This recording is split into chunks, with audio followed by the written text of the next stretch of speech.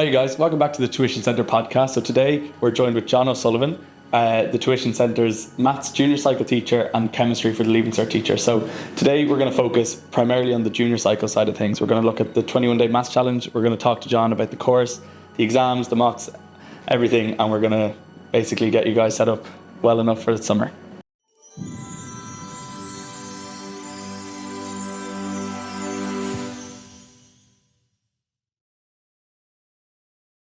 So, to start off anyway, thank you very much for joining us today, John. So, maybe if you could just introduce yourself and talk about the 21-day maths course that you cover for the Junior Cert. No problem. So yeah, John O'Sullivan. I'm teaching in Hamilton High School in Bandon for 2002, so 22 years, but took a 1 year career break.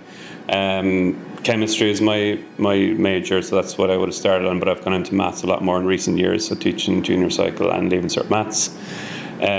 So we've the 21-day, as we're saying, the 21-day maths challenge starting, and this is the second year that I've done it, and I think it's a really, really great idea. I think it's worked really well for the students in the past couple of years. I think certainly for Owen's been doing it for a couple of years longer with the Leaving Certs, and it's gone down really well, and I found it really beneficial to the students last year for the first time doing the Junior Cycle one, and so basically in the course we've split it up into 21 different sections. You know, with the new maths exam, it's just the one exam, but there's the same amount of material to cover as they used to cover in two exams. Okay. There's quite a lot of material to cover. Yeah.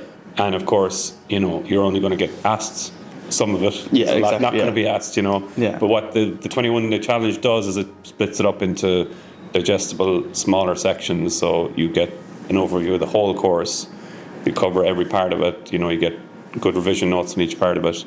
Yeah. And it basically takes care of your math study for the 21 days leading up to the exam, great. Which I think that in itself is very beneficial. You know, you don't have to plan your math study. Yeah. You're guided in that every night, you know. And it's every night, so it's an hour? It's 40 minutes every night. 40 minutes, yeah. Grand, so it's quite digestible. Like exactly. It's not too long. And I mean, from the experience of last year, there's always a few stay on at the end, might have a few extra questions, and generally I'm there for about an hour anyway, which I'm more than happy to do. Okay, great. So, I was actually going to ask then. So for the students logging into this, like you said, it breaks up a different topic on every night and progresses through the whole course. And that leads up to, is it the night before the exam? Night before the exam, okay, great. Yeah. So it's, and like for students with questions and stuff like that, is there like an option to put in kind of questions, or you just stay after the thing? Always, like there's, every time during the 40 minutes there would be questions coming in the chat anyway, which I would deal with at the time.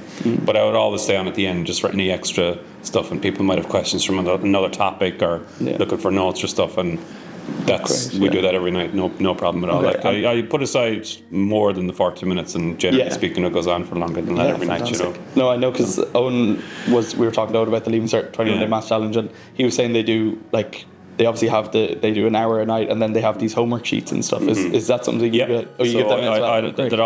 I'd always have, within the notes I give, there would be exam questions on each topic. So there would be, I would do some questions in the 40 minutes, but there's always extra for them to do themselves. And if they want to send them in for correction, they can do that, and I'll correct them and get it back to them. And I also have a little section at the end of every notes with like kind of more difficult problems. So if students really want to test themselves, you know, and I'll put the solutions up the next day then. So great, yeah. So there's loads for them to be doing. Okay, so it's just about that peace of mind for students, you know, on their run up to the exam. That's fantastic. And like at this stage, really, it's exam questions they should be focusing on primarily. Yeah, you know. So. Yeah, absolutely. And so then that branch, that was actually probably leads me into my next question. So for a lot of students, obviously the Junior Cycle, it's going to be the first, you know, proper set of exams that they're facing, and it's a bit daunting. I know, like I remember from when I was doing it. So that period from the mocks up to the actual maths exam, obviously until your 21-day course, it's a bit of a period where I know students get a bit lost. Sometimes they're thrown onto, you know, them doing their own schedule rather than constantly just following the schedule of the teachers. Yeah. So students maybe that have come back from the mocks and they're not too happy with their results, or they're, you know, in that stage now of panicking, and obviously maybe have already signed up to the 21-day course. Like, what, in terms of a mindset, maybe a bit of advice, like what would you advise those students, you know, to do now and really help themselves? Okay, well, I can even just speak from my experience with my own maths class this year. So we did the mocks obviously, and afterwards we had a chat. Some of the results weren't great. They were wondering, will I stay in higher level? And I said, no, stay in higher level. Here's our plan. This is what we do. So we, broke down what we had left to do, and I said to them, look, if you commit to working hard and following exactly what I tell you to do, you should be able to manage the higher level and get through it. So basically what I would say to any student, if you had maybe struggled with the mocks, didn't have a great result, what's so important in junior circle maths in every topic is just the basics. Make sure you're strong on the basics. Go through the exercises at the end of each section. Let's say you struggle with coordinate geometry, let's say for example.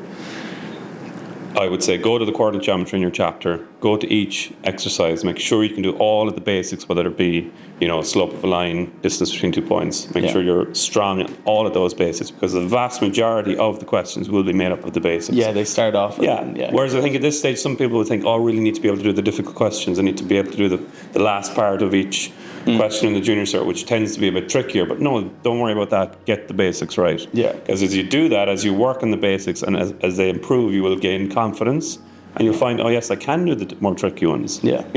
Like I was doing trigonometry with my own class in school recently, and like was starting it off, like trigonometry can be kind of daunting, like you've sine, cos and tan and all these terms, like what does this mean?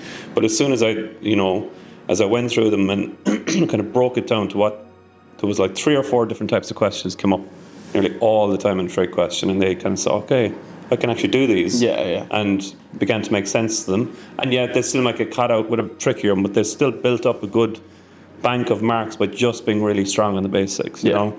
And that's what we focus on in the 21 Day Maths Challenge. We go through every topic. We make sure they're very clear on everything they need to know, what the basics are, the basic skills, like obviously algebra is the foundation of all maths, and the basics on that are vitally important. But on top of that, then within the 40 minutes, we will throw in a couple of trickier questions, just problem solving and stuff like that, just so they're, because you have to cater for all levels of students. This 21 Day Challenge isn't just for the best students. This is for all levels, and we'll cater to all levels. And like I said, at the end of each notes, and every day I have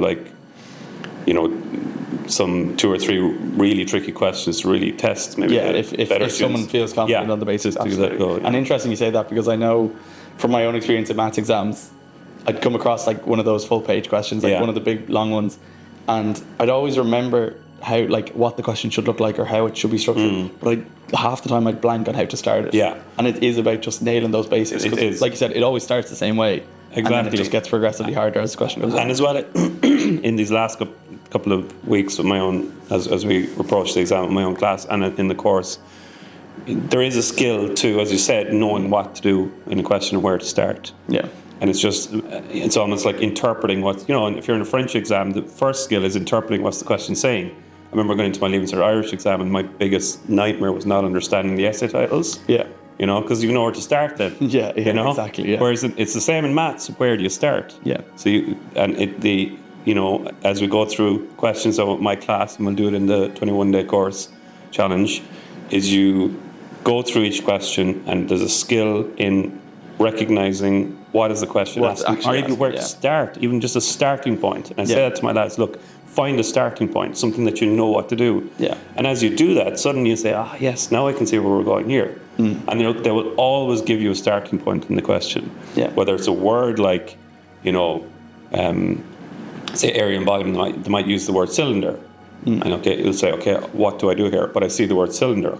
Let's do the volume of a cylinder or surface area of a cylinder, and take it from there. Get the basics out, and then and then see what you can do with that. Exactly. And even if you can't go any further than that, at least you're getting some marks. No, absolutely. And I know, because exactly like you're saying, Owen in another podcast he used an analogy of he was getting his gate installed, and he basically kept bringing the guy that was going to help install the gate, and he was asking him all these questions. And they turned out to be such basic questions. But Owen was panicking because the terminology he was using, it was something like he didn't have a clue. And the answer was so basic. It was something like the height of the pillar. But it was just the way he was wording it. And Owen was just confused. He was ringing his friends, going, look, Googling it, everything.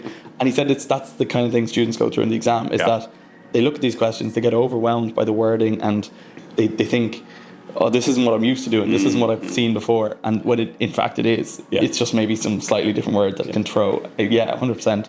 And definitely we'll dive into that maybe deeper in another podcast. We'll go through the actual exam like technique and stuff like that will help students. But even for now, like sticking to the studying and getting back to basics, like would you recommend students now focus on like more exam papers, or would you? I would think at so. This stage, maybe this close. I would think they would, unless there is, let's say, I would do it with my own students as well. We're going through exam questions. If we reach a topic, let's say it's again coordinate geometry, that seems to be one that students struggle with, and you're going through the exam papers and they're just like really struggling with it. I'd say, okay, forget them for a minute. Let's go back to the basics in our textbook or in our notes and go through those and just get them refresh that, and then you go back to the paper. So I would say primarily exam papers, but if there is a topic that you really are struggling with, go back to your notes, go back to your textbook, go through the real basics. There's nothing wrong with going back to the first and secondary stuff. Like, I mean, if you're trying to write a letter in French and you don't know your verbs and stuff, like, you're not going to. What are you doing, like, you know? Yeah. So it's like that. Sometimes you just need to go back.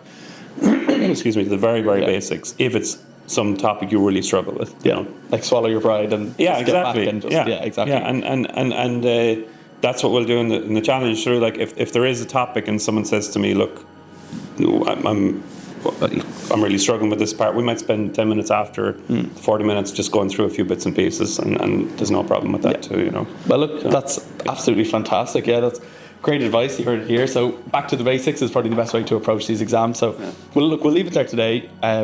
Again, we'll leave the links of everything we talked about below for you to access the 21-day course, the website, the Instagram, everything will be below. And if you're listening to this over on Spotify, head over to the YouTube channel and the links will be there. And thank you very much for joining us, John. And next time, join us. We're going to chat through exam techniques for junior cert. And we'll see you guys soon. Thanks.